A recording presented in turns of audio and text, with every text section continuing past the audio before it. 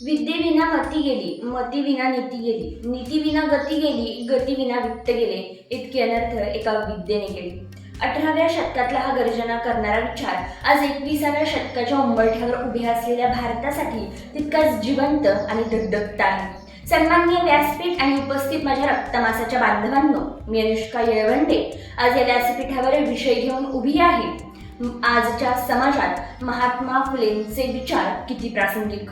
आज लोक विचारतात, आजच्या काळात महात्मा फुले किती प्रासंगिक आहेत. मी म्हणते, जोपर्यंत या देशात एका गरिबाच्या पोराला शिक्षणासाठी वनवन भटकावं लागते, जोपर्यंत कर्जापायी माझा शेतकरी बाप फासावर लटकतोय आणि जोपर्यंत माझ्या भगिनींना रस्त्यावरून चालताना भीती वाटते ना, तोपर्यंत महात्मा फुले हे केवळ प्रासंगिकच नाहीत तर ते अनिवार्य आहेत. मित्रांनो, आज आपण डिजिटल इंडियाच्या गप्पा मारतो. हातात महागडे स्मार्टफोन घेऊन जगाशी जोडले गेलो आहोत. पण खरंच आपण विचारांनी प्रगल्भ झालो आहोत का? त्या काळी ज्योतिरावांनी पुण्याच्या भिडेवाड्यात मुलींसाठी पहिली शाळा सुरू केली होती, तेव्हा त्यांच्यावर शेण आणि दगड फेकले गेले. आज मुली अंतराळात जात आहेत, मोठमोठ्या कंपन्यांच्या CEO होत आहेत. हे पाहून ज्योतिरावांना नक्कीच अभिमान वाटला असता. पण त्याच वेळी दुसरीकडे जेव्हा आपण वर्तमानपत्रात बदलापूर आणि कोलकात्यासारख्या घटना वाचतो, जेव्हा स्त्रीच्या सुरक्षेचा प्रश्न ऐरणीवर येतो, तेव्हा काळजात धस्स होतं. आजही स्त्रिया केवळ माणूस म्हणून जगण्यासाठी संघर्ष करावा लागतोय.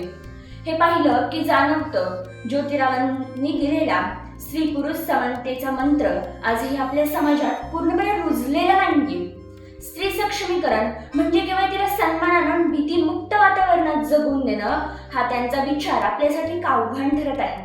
शिक्षणाच्या बाबतीत बोलायचं झालं तर फुलेंनी 1882 मध्ये हंटर कमिशनला ठणकावून सांगितलं होतं की प्राथमिक शिक्षण सक्तीचं आणि मोफत करा. आज RTE सारखे कायदे झाले आहेत, पण शिक्षणाचं जे बाजारीकरण झालंय ते पाहून फुलेंचा आत्मा नक्कीच तळमळत असेल. आज एकीकडे मल्टीनॅशनल कंपन्यांसारख्या चकचकीत शाळा आहेत आणि दुसऱ्या बाजूला ग्रामीण भागात पत्र्याच्या शेडमध्ये चालणाऱ्या शाळा आहेत.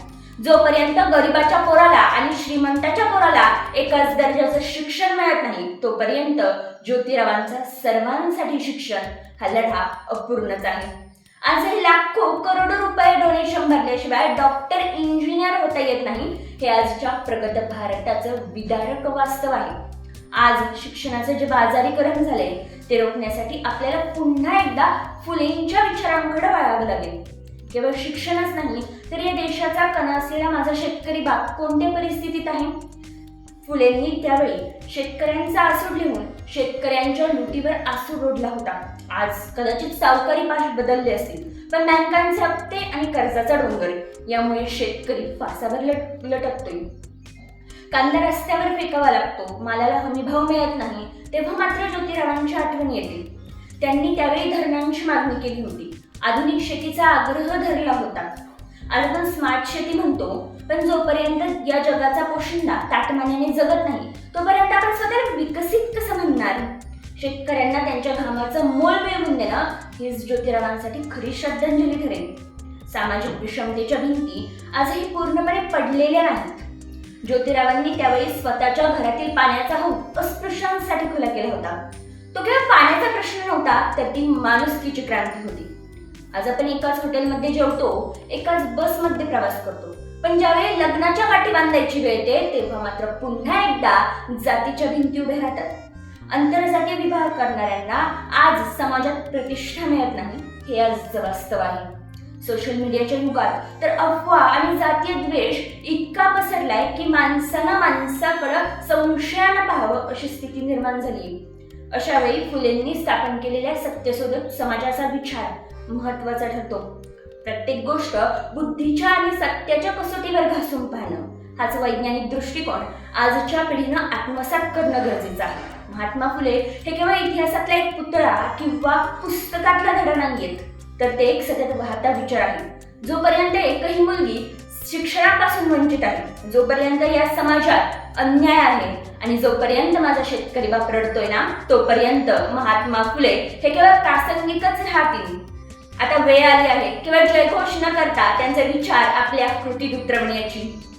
ज्या दिवशी आपण एकमेकांकडे फक्त माणूस म्हणून पाहू ना, त्याच दिवशी महात्मा फुलेंचा खऱ्या अर्थाने विजय होईल. शेवटी या व्यासपीठाची रजा घेता घेता मला एवढंच म्हणा असं वाटतं, क्रांतीची मशाल हाती ज्योतिबांचे विचारमणी, क्रांतीची मशाल हाती ज्योतिबांचे विचारमणी, अज्ञानाचा काळ पसरला ज्ञानाच्या अंगणी, अज्ञानाचा काळ पसरला ज्ञानाच्या अंगणी, ज्ञानाच्या अंगणी.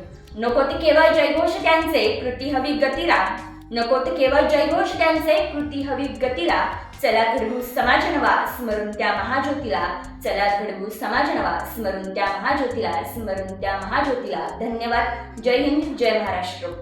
प्रेक्षक हो, तुम्हाला आमच्या स्पर्धकाचा व्हिडिओ नक्कीच आवडला असेल. आता या स्पर्धकाला जिंकवून देण्यासाठी तुम्ही सुद्धा मदत करू शकता. या स्पर्धकाचा व्हिडिओ लाईक करून, तसेच स्पर्धकाला प्रेरित करण्यासाठी त्या व्हिडिओवर कमेंट करून, आणि हो, जास्तीत जास्त लोकांपर्यंत हा व्हिडिओ शेअर करून. आणि हो, हा व्हिडिओ शेवटपर्यंत पाहिल्याबद्दल आपल्या सर्वांचे मनपूर्वक आभार.